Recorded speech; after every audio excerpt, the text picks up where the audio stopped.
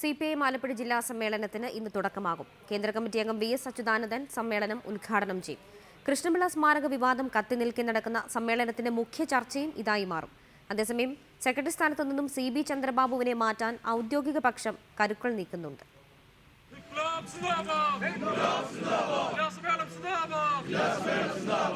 മുതിർന്ന നേതാവ് PK ചന്ദ്രാനന്ദന്റെ നാമധേയത്തിലുള്ള സമ്മേളന നഗരിയിൽ പതാക ഉയർത്തുന്നതോടെയാണ് 3 ദിനം നീളുന്ന ആലപ്പുഴ ജില്ലാ സമ്മേളനത്തിന് തുടക്കമാവുക.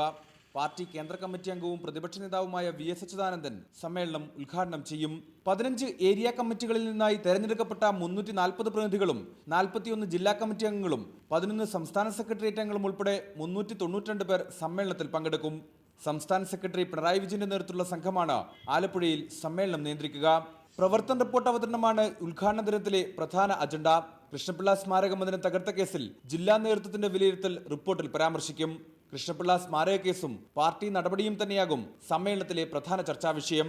ലോക്സഭാ തെരഞ്ഞെടുപ്പ് പരാജയം, ഇനിയും അവസാനിക്കാത്ത വിഭാഗീയത തുടങ്ങിയവയും ആലപ്പുഴയിൽ ചർച്ചാ വിഷയമാകും. ചർച്ചകൾക്ക് സംസ്ഥാന സെക്രട്ടറി നൽകുന്ന മറുപടിയാണ് രാഷ്ട്രീയ കേരളം ഉറ്റുനോക്കുന്നത്. അതേസമയം ജില്ലാ സെക്രട്ടറി CB ചന്ദ്രബാബുവിനെ മാറ്റണമെന്ന ആവശ്യം ഔദ്യോഗിക പക്ഷം ഉന്നയിക്കാൻ ഇടയുണ്ട്. എന്നാൽ വിഭാഗീയത പുതിയ രൂപത്തിൽ എത്തി നിൽക്കുന്ന സാഹചര്യത്തിൽ CB ചന്ദ്രബാബു തുടരട്ടെ എന്ന നിലപാട് സംസ്ഥാന നേതൃത്വം സ്വീകരിക്കാനാണ് സാധ്യത. ആരെങ്കിലും ആവശ്യമുന്നയിച്ചാൽ മാറി നിൽക്കണമെന്ന നിലപാടാണ് ചന്ദ്രബാബുവും പ്രകടിപ്പിക്കുന്നത്. പ്രതിനിധികളിൽ ഔദ്യോഗിക പക്ഷത്തിന് മൃഗീയ ഭൂരിപക്ഷമുള്ള സാഹചര്യത്തിൽ കമ്മിറ്റിയിൽ ഒരു അട്ടിമറിക്ക് സാധ്യത കൽപ്പിക്കപ്പെടുന്നില്ല. ശനിയാഴ്ച വൈകിട്ട് ചുവപ്പ് സേന മാർച്ച്, ബഹുജന റാലി എന്നിവയോടെ ജില്ലാ സമ്മേളനം സമാപിക്കും. റിപ്പോർട്ടർ, ആലപ്പുഴ.